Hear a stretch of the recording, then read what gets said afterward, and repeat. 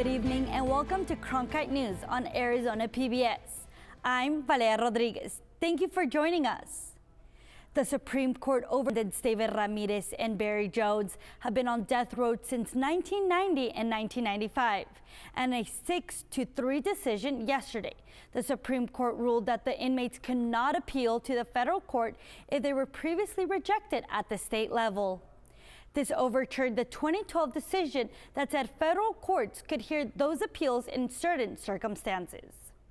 Justice Clarence Thomas wrote the decision, saying it will pave the way for, quote, wholesome litigation. A federal court in Louisiana has ruled that Title 42 isn't going anywhere for now. The controversial policy has been in place since the Trump era. Title 42 is a policy aimed at promoting public health and has been used to turn people away at the border to stop the spread of COVID-19.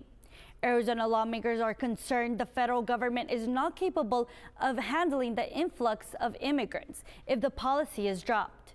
Senator Mark Kelly has said he wants a plan in place to deal with the, quote, the crisis at the border before Title 42 is done away with. But not every Arizona lawmaker feels the same. Again, I've said over and over again that Title 42 is not an immigration tool. It is a public health order, and the country is resuming business as usual. And so why should we continue using a public health tool on the border as an immigration tool? The Justice Department does plan to appeal the ruling, but for now, Title 42 is still reality. Arizonans will still be able to drop their ballots off at the ballot box in November. 2 Republican senators joined with Democrats and killed a bill that would have banned unmonitored ballot drop boxes. Some Republicans expressed concerns that the boxes would lead to fraud. Maricopa County officials say that the ballots would get picked up by election officials instead of the post office. This is not only saves taxpayer money, but allows ballots to be dropped off on election day. The U.S. is seeing the first increase in babies being born in years. Today, the federal government reported a 1% increase in births in 2021. This brought an end to a decline in births that has been going on since 2014. That leads to questions as to how the pandemic affected birth rates.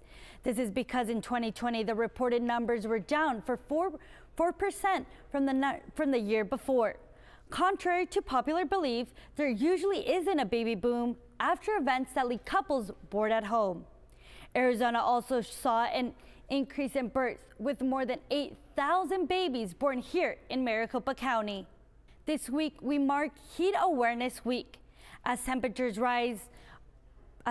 are heating up, it can become dangerous for vulnerable populations.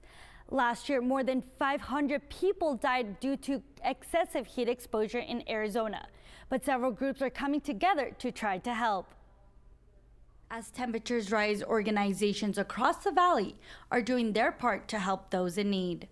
AZ Hug's project of Juice for Justice has gone out into the community since 2020, providing items like spray bottles, meals, and shoes to help during these hot months. They are also in the process of turning a minivan into a mobile cooling unit. We're going to try to drive around and actively find people who can't make it to a designated cooling center. Because one of the big issues I found last year was people in canals and, behind bushes, behind businesses, actively trying to seek out shade, but it's still very lethal. I found a lot of folks who were either dying, dead, or in crisis. According to the Weather Channel, Phoenix averages about 111 days per year that reach at least 100 degrees. The city of Phoenix, Maricopa County, and St. Vincent de Paul have come together to build a new heat relief shelter that will be operating until October 31st, 2022. They hope to run it year-round through 2024. Yeah, so St. Vincent de Paul is really the operator, providing the hospitality, the wraparound services. So 3 meals a day, we have security, we're connecting people to workforce opportunities. This shelter can house up to 200 people and will focus on the community around 28th Street and Washington. So this model of shelter is really a new model we're trying throughout here. We're going to, the priority population is the unsheltered in this surrounding area. It is a closed campus, so it's not a walk-up service. The intakes and engagement is done through outreach and down around the campus to get people to come into the shelter. Although there are many cooling centers around the valley, there are still ways you can help those in the community to cool off. Before you leave, in the morning, just grab a couple frozen water bottles, from your freezer, your fridge, whatever, and give, throughout the day, because that's how we're gonna save lives together this summer. St. Vincent de Paul welcomes donations of goods, food, and funds. You can learn more by logging on to stvincentdepaul.net. Grand Canyon University is taking over a nearby mobile home park for more student housing. Each resident in the Perwinkle Mobile Trailer Park recently received a letter telling them they need to move by October. GCU says it plans to put apartment-style housing on that property. Residents can get money from the state whether they relocate or abandon their homes. Some residents have lived there for decades. 2 walk-ons for ASU's football team get rewarded for their stellar performance this week. Running back George Hart and the third and defense lineman BJ Green were both walk-ons their freshman year, and they have quickly made names for themselves. Green appeared in 12 games and managed 8 tackles and 5 sacks. Hart also made appearances in 12 games, totaling 19 yards on 10 carries.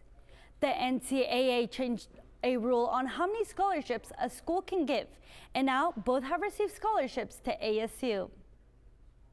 After the break, we'll look back at some of our stories from our sports bureau, from a special basketball camp for children to an anniversary for one monster truck.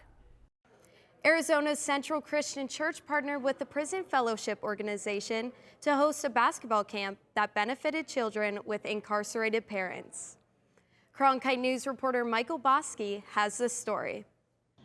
Central Christian Church in Mesa hosted the Phoenix area Angel Tree Basketball Sports Camp through the Prison Fellowship Organization to benefit kids of incarcerated parents. This camp benefited more than 150 kids ages 7 to 17. Each participant left with a Bible, a basketball, and a new pair of shoes. What excites me is that it's not just about a day of fun. This is about truly having long-term impact on the lives of these kids and families. These kids have been through so much trauma, and it's really our job to show them that there's a different way, and that people actually care and love them, and that their choices can shape the direction of their lives. The Angel Tree Basketball Camp is more than just a day of playing hoops. It's about building a community, showing love, and giving these kids a support system they can reach out to in the future. I think really the other purpose of this program isn't really just about today, but it's like when they leave, they're going to leave with a resource and a community that they can still be a part of, right? The most important aspect of the Prison Fellowship Organization is breaking the cycle of incarceration and helping these children make good choices with their lives.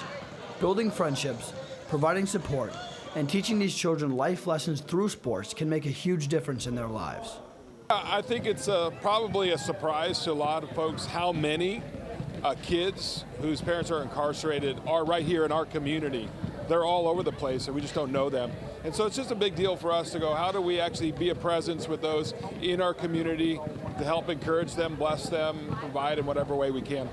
In Mesa, Michael Bosky, Cronkite News. People know about the monster trucks that travel around the country every weekend. However, many know the name Gravedigger.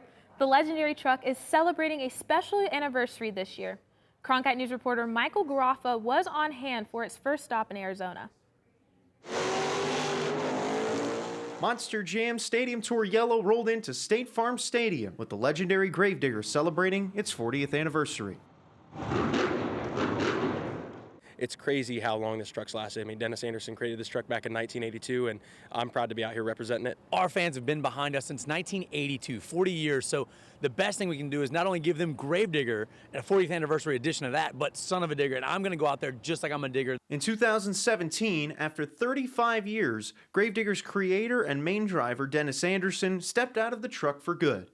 but his family continues the legacy as all 4 of his kids are now behind the wheel. So now it's 4 Andersons, my older brother Adam, my little sister Kristen, and my little brother Weston. It's an all-star lineup on Team Gravedigger, and definitely something I'm proud to be a part of. Ryan Anderson holds the world record for the longest bicycle in a monster truck and showed off his skills in front of thousands of fans at State Farm Stadium. He was able to secure the only win for Team Digger during the weekend.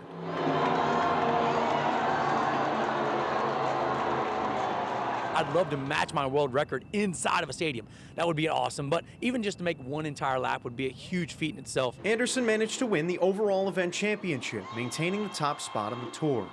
If he can hold that lead, it would qualify him for the Monster Jam World Finals in Orlando in May.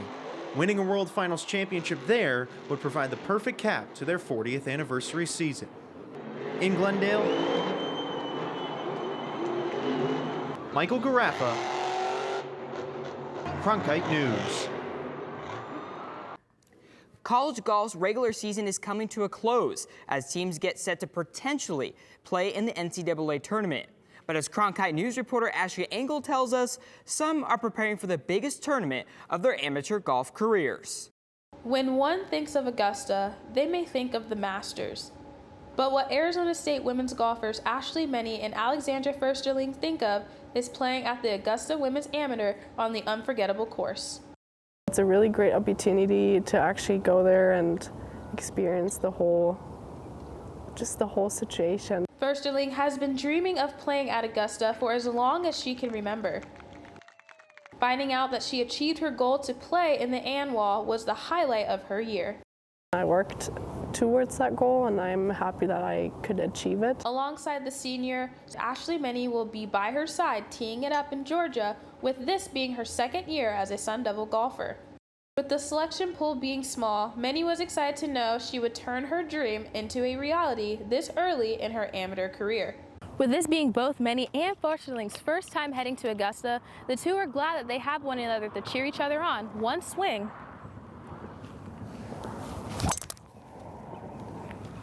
at a time. It's nice to have someone that you can definitely rely and count on in the field with you. It's going to be fun. We're definitely going to have a great experience together for sure. The ANWA is no stranger to the Sun Devil golf team, as they have sent other players to Augusta before. With the ANWA being right before conference play and the NCAA National Championship, Coach Farkay wants Menny and Fursterling to focus on Augusta.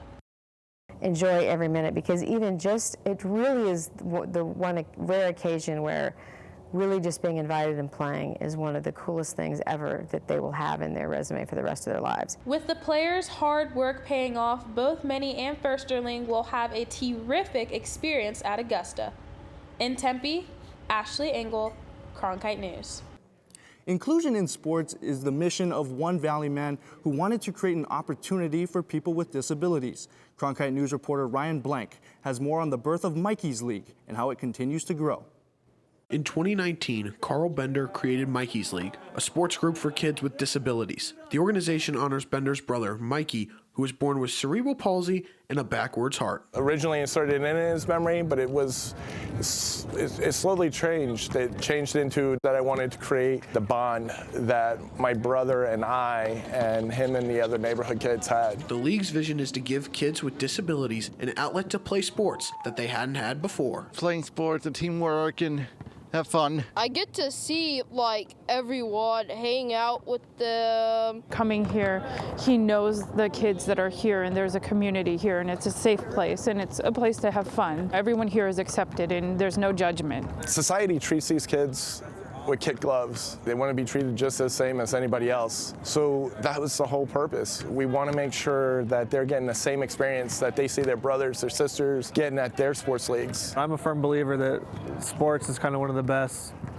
treatments out there. Anyone who's played sports knows all the benefits of sports. So when Carl came to me with his idea of starting a sports program, it was a no-brainer to get involved. When Mikey passed away in 2008, Carl was in the Army, deployed in Iraq.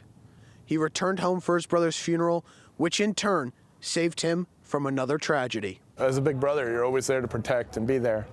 and just couldn't be there at that time. It was devastating, but there's a silver lining to it. Due to his passing, I got to come home for his funeral. The day of his funeral, my unit got hit with a big IED, and I would not be here if it wasn't for him. Mikey's memory lives on with the league that continues to grow. In January, the organization partnered up with Connectability Athletics to further their mission. One of our biggest things at Connectability is we take the dis out of disability, because they all have the ability and it pushes them to the opportunities as long as you allow it to. We've been pushing the athletes. That's one thing that both of our companies have in common is we don't limit them. We like to push them to all their ability. Mikey's League will continue to grow through partnerships to expand across the valley and beyond. In Tempe, Ryan Blank, Cronkite News. For the first time since the pandemic, the Findlay Toyota Center in Prescott Valley welcomed back the Harlem Globetrotters. Cronkite News reporter Gareth Kwok takes a look at the changing sports and entertainment scene at the arena.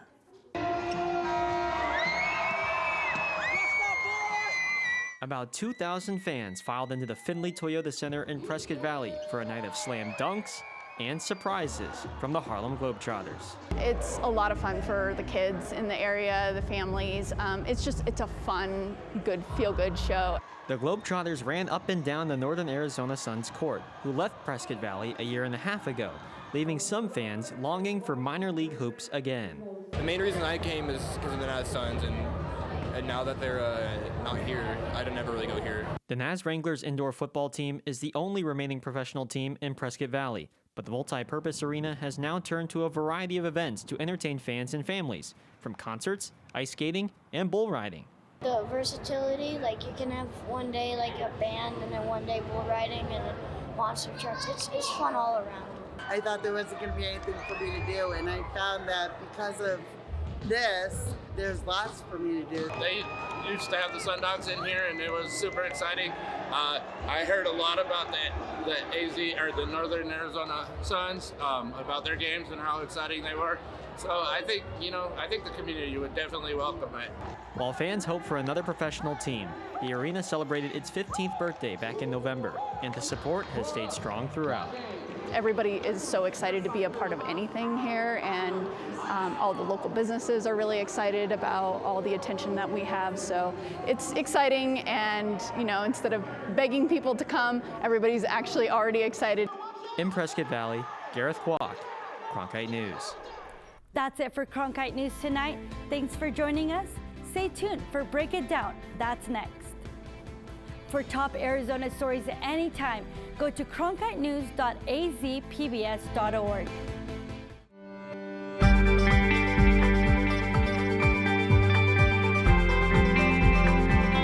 Break It Down is brought to you in part by Mayo Clinic and viewers like you. Hey HQ, thanks for breaking down the Asian Black Alliance. Now, unfortunately, in light of last week's shooting in which a white man allegedly gunned down 8 people, 6 of whom were Asian American women, I've been seeing a ton of think pieces about the tensions between the Asian American and the Black American communities. And while some of them may be informative, I feel like they're masking the real villains here. And in my opinion, the real villains are white supremacy and racism. And that's what we should be talking about. You are right, of course. I think one of the things that is important to think about why we keep going to the Asian American Pacific Islander or AAPI Black tension, in part because it's a low-hanging fruit. It's easy. It's easy to go there. We have a script that we always go to it. And it's also, as you suggest, a very useful distraction. So while it may be true, and I know I've seen the data being cited several times now, that AAPI victims of race-related incidents of harassment and assault are more likely to suffer at the hand of non-white individuals. Here's the fact that rarely mentioned.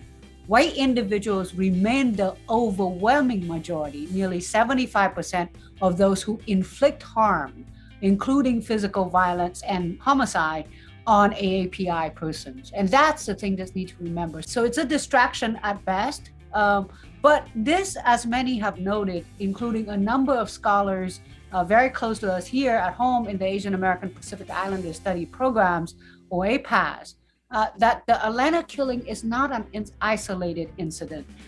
Because in the US, there's a long history of gendered racism and violence against AAPI and other women of color. So in this way, AAPI women and the killing at Atlanta is not at all unique and should not be surprising. That this incident has nothing to do with the AAPI Black tension, although obviously it's getting a lot of airtime. Right. And if anything, the mobilization to draw attention to this long history that I'm speaking of violence against AAPI people and their communities, the destruction of their property, and of course of other women of color, reveal the campaigns of solidarities between various communities of color, including African American communities and Asian American and Pacific Islanders.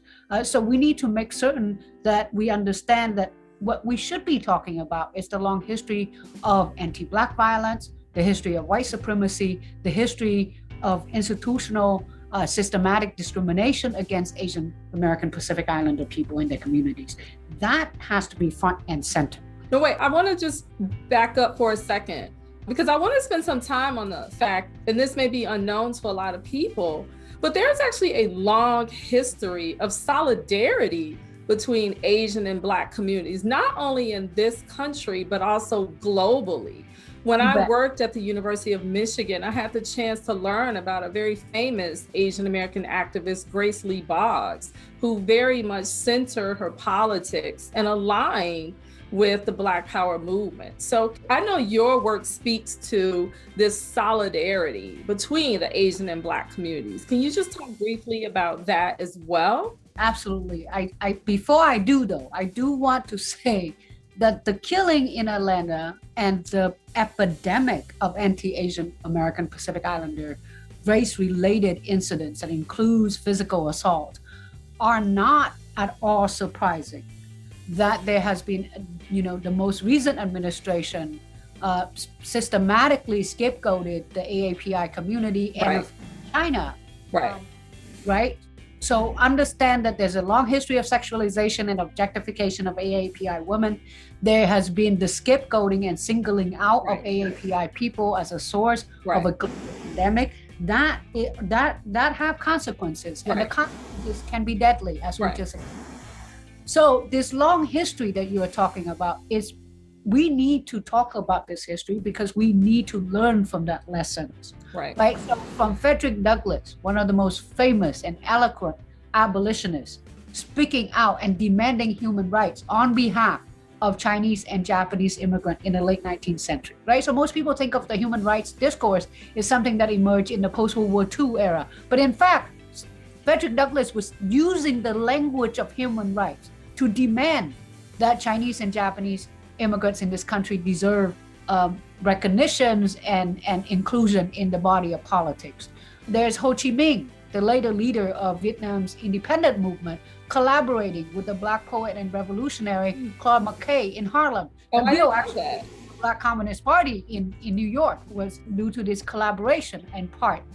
To the Black soldiers putting down arms in solidarity with Filipinos opposing US colonization in the Philippines, right? Again, Black soldiers and activists protested against the Vietnam War in solidarity with the Vietnamese. And there are joint campaign by African Americans and Japanese Americans to repeal the terrible Emergency Detention Act, the lifelong dedication of people like Grace Lee Boggs, but also the international renowned activist Yuri Kochiyama. She dedicated her life to Black freedom struggles, to the Puerto Rican freedom struggles, including the struggle to free Black and Puerto Rican political prisoners in the United States. And then, of course, even with the killings in Atlanta, you are seeing Black people, Black activists leading their community to stand side by side with the Asian Pacific Islander community against violence. What would you say people should be doing right now? Since we are still in the midst of a racial reckoning, I do believe last summer was an inflection point. So what should people be doing right now? Well, I think two things. One is that we need to remember the poet Audre Lorde encouraging us to be at the edges of each other's battle. that until we are free, all of us are free. Right. No one is free. Right. And that means that the model minority myth has been extraordinarily harmful, and it served to fuel that tension, and we need to demythologize it. Okay. Right? There is a very diverse Asian American community.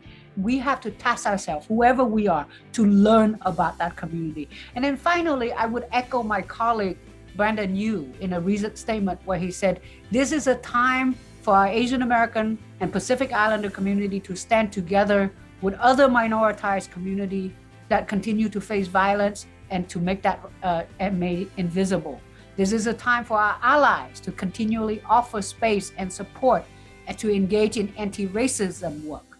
This is a time where we remember our liberations against white supremacy is tied to one another. Right. What affects one of us affects all of us.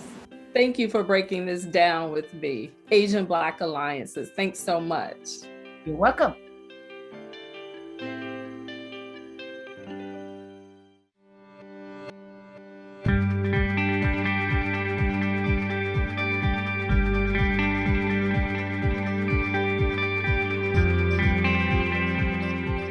This hour of local news is made possible by contributions from the Friends of PBS, members of your PBS station. Thank you. If you have comments about Arizona PBS News, please contact us at one of the addresses on your screen. Thank you.